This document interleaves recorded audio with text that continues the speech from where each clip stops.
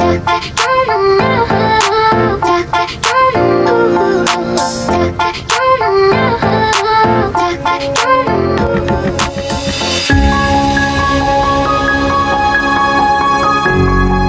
deeper in uncovering truths.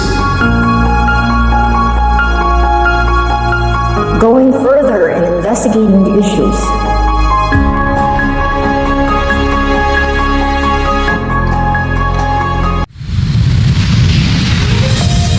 For today's headlines, the unemployment rate in the Philippines has risen this year compared to the previous years. Flooding in Metro Cebu throughout the years has worsened and become more frequent in the upcoming rainy season.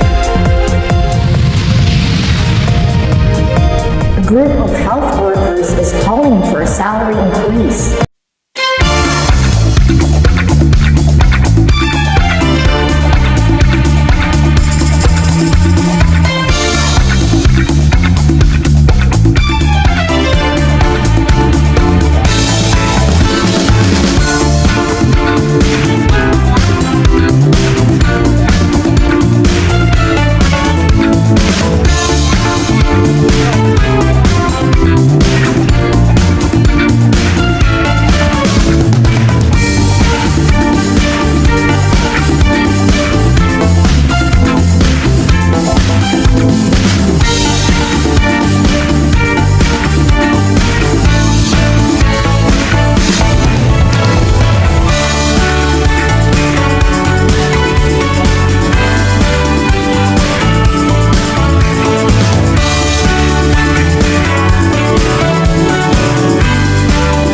Live here at BRILIANCE Broadcasting Stations, this is the One Asian News. Good afternoon, Cebu. And good day, Philippines. I am Munez. And I am Lorraine Balaquit.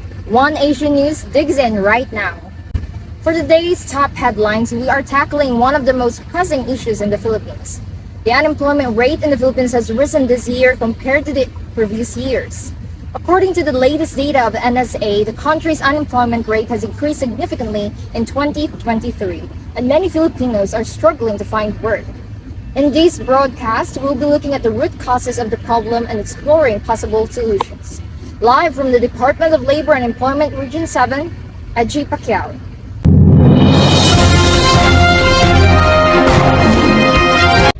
The Philippine unemployment rate has risen recently, and the pandemic has only worsened things. The country faces an unprecedented crisis, with many businesses closing down and many people losing their jobs. The latest data shows that the unemployment rate has increased to over 10%, the highest in the region, according to National Statistics Authority. Industries that recorded a significant drop in employment in February compared to the previous month are manufacturing, administrative and support, service, information and communication, real estate, and transportation. To find out about this issue, we spoke to USEC Aems Pancho of National Statistics Authority. Many factors contribute to the rising unemployment rate in the Philippines. One of the main problems is the need for more investment in critical sectors such as agriculture and manufacturing. There's also a skill mismatch between the job market needs and what job seekers can offer. We must address these issues through policies promoting economic growth, investment, and skill development. The rising unemployment rate in the Philippines is a serious problem that requires urgent action from all sectors of society. Let's work together to find solutions that will create more job opportunities and improve the lives of all Filipinos. So, Ejhie, what can the government and the private sector do to address the rising unemployment rate? So, Jean, one possible solution is to create more job opportunities through public and private partnership. Another solution is to invest in education and training programs to equip Filipinos with the skills they need to succeed in the job market. There are also initiatives to promote entrepreneurship and small business development, which can create more job opportunities in the long run. Some potential solutions for reducing the unemployment rate in the Philippines include promoting job creation through government policies, improving education and training programs, and supporting entrepreneurship and small business chain. That's all. Thank you, Ejhie. Live here on Department of Labor and Employment, Region 7, Ejhie Pacquiao, One Asian News, and we stand for the truth. Up next, Flooding in Metro Cebu throughout the years has worsened and frequent in the upcoming rainy season. a group of health workers is calling for a salary increase. We'll be right back after this short commercial break. Meet Sarah, a 48-year-old woman who is 7 months pregnant with her third child. Sarah has 2 other children, ages 9 and 12, and her husband, Jose, is the sole breadwinner of the family. But 2 months ago, Jose lost his job 2 months ago, and the family has been struggling ever since. Naging mahirap talaga. Halos wala na kaming sapat na pera para maglagay ng pagkain sa mesa. Pati na ang pagbabayad ng mga bayarin. Buntis ako, kaya hindi ako makapagtrabaho. At naghahanap ng bagong trabaho si Jose, pero hanggang ngayon wala pa ring swerte.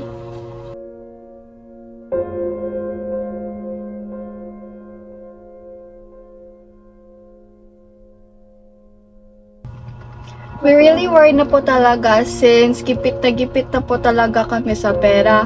Tapos nag-aaral na po kami ulit, so marami na po kami kailangan gagastusin. Especially na po sa paaralan, gaya ng projects po namin, tapos uniforme po. At namimiss namin ang dati naming bahay. Ang isang ito ay napakaliit at masikip. Sarah's family is one of many in our community struggling to make ends meet. The pandemic has hit low-income families particularly hard, and many people have lost their jobs. With the help of the BRILIANCE Broadcasting Network, we are doing our best to provide support and resources to families like Sarah's, but it's an uphill battle. Nagpapasalamat kami sa suporta na tanggap namin mula sa BRILIANCE Broadcasting Network Foundation na tumulong sa amin. Ngunit, kailangan pa rin namin ng karagdagang tulong upang malagpasan ang mahirap na panahon ito. Sarah and her family are just one of the example of low-income families who struggles. We must do more to support the most vulnerable and ensure everyone can access basic needs like food, shelter, and health care. Let's work together to create a brighter future for families like Sarah.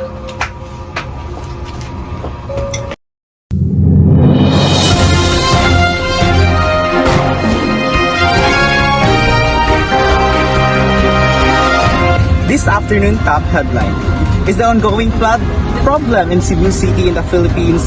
Flooding has become more frequent in Cebu City, causing millions in pesos in damage and posing a threat to human lives and businesses. Our correspondent has been investigation in this issue and exclusive interview with the residents and the city officials. Live on air at Cebu City City Hall, Cyril Corbeta. Cyril? Thank you, John. The issue of flooding in Cebu City has been going for many years. The city is prone to flooding due to its low-lying terrain and inadequate drainage systems. The frequency and severity of flooding have increased in recent years, causing extensive damage to properties and infrastructure and threatening human lives. Cyril, it's distressing to see the damage caused by flooding. What measures have been taken to address this problem? Over decades, several projects are implemented in the government, but there have no single improvements with its projects. John, the local government has implemented various measures to mitigate the effects of flooding, such as constructing flood control infrastructure and improving drainage systems. However, more than these efforts are needed to address the problem entirely. Climate change and urbanization have also exacerbated the situation. We have Sean, the resident of Cebu City, with us to share the experience. Sir, how does the frequent flooding affect your daily lives? It's been a nightmare for us. Every time there's heavy rain, our home gets flooded. Our room is evacuated. We've lost many belongings and it's tough to start over again. It's affecting our mental and emotional health. We also had an exclusive interview with Cebu City Mayor Michael Rama. Mayor, what is the city doing in addressing the issue? We understand the gravity of the situation and we're doing everything we can to address it. We're investing more flood control infrastructure improving our systems, and educating the public on the importance of responsible waste disposal. We're working with national agencies to secure funding for our efforts. Daghang salamat, Mayor, sa paghatag ng oras sa karong interview. Wala problema. Sabon para sa mga sabawan mo. Cyril, based on your interview with Mayor, what is the impact of flooding in the city's economy? The impact of flooding on the city's economy and society is significant. Business and livelihoods are disrupted, forcing people to evacuate their homes and relocate temporarily. The cost of repairing and the damages caused by flooding runs into millions of pesos, which strains the city's resources. Cyril, last question. How can we address or what is the possible solution for this issue? There are several possible solutions to the flooding issues in Cebu City. One of the important measures is the construction of better flood control infrastructures, such as dams, dikes, and levees. These will help to prevent the overflow of rivers and the flowing of low-lying areas. Improvements to drainage systems are also crucial to ensure the excess water is appropriately channeled and does not accumulate in streets or residential sites. Additionally, efforts to address the root causes of flooding, such as urbanization and climate change, must be undertaken. This includes better urban planning and promoting green infrastructure to absorb excess rainwater. Educating the public on responsible waste disposal is also essential to addressing the flooding issue, as clogging drains and waterways can contribute to flooding. Ultimately, a comprehensive and integrated approach is needed with the involvement of all stakeholders, including the government, private sector, and civil society, to address the worsening flooding problem in Cebu City. Live here in Cebu City Hall, Cyril Corbeta, One Asian News, and I stand the truth. Up next, A group of health workers is calling for a salary increase. this is One Asian News. We'll be right back after this short commercial break. Thank you.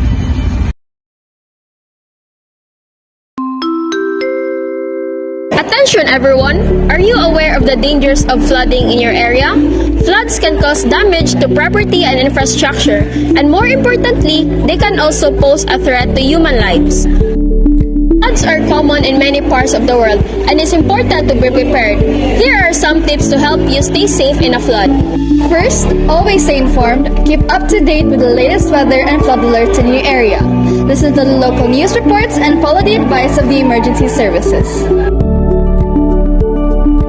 Second, prepare an emergency kit.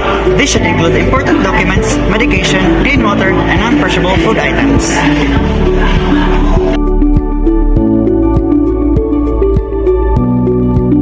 Third, avoid walking or driving through floodwaters. Even shallow water can be dangerous. You never know what lurks beneath the surface.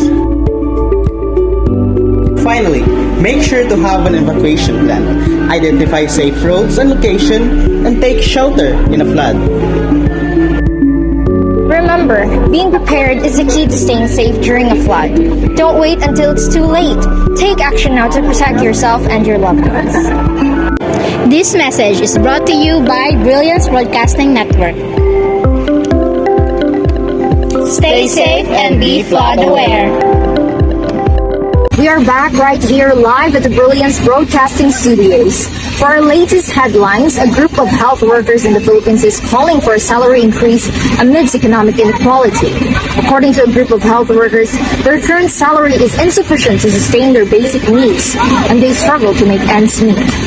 Live on air from the Department of Health building, Rofaidah Lao.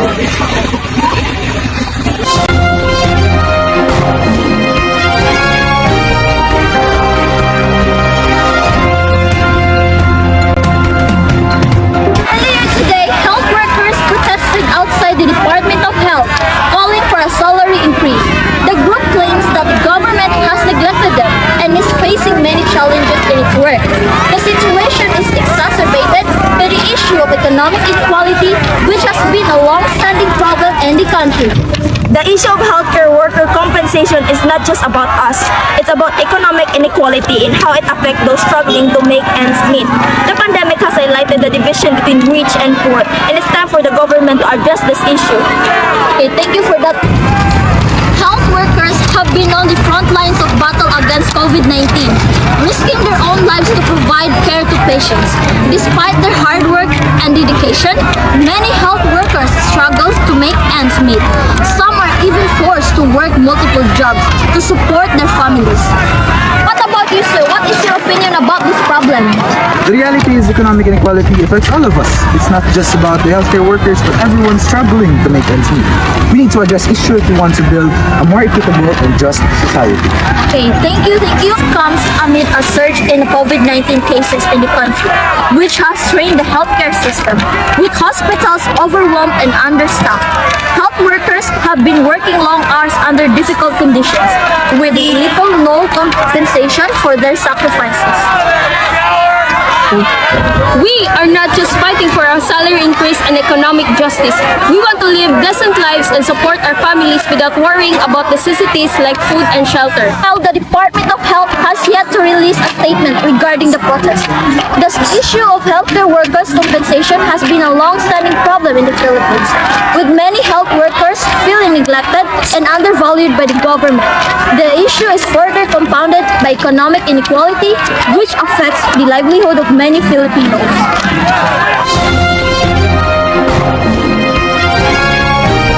Rofaidah, based on your interviews, what are the possible, or can I say, what is the solution regarding this issue?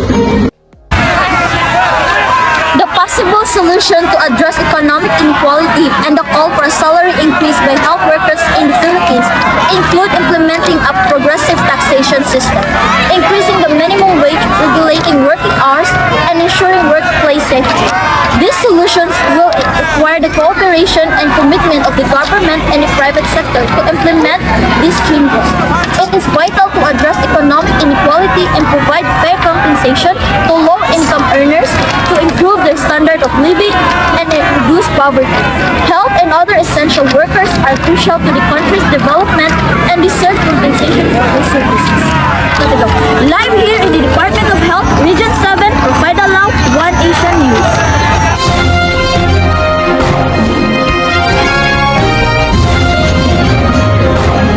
Thank you for tuning in for today's news broadcast. Once again, I am Lorraine Balaquit. And I am Munez. This is One Asian News, and we stand for truth.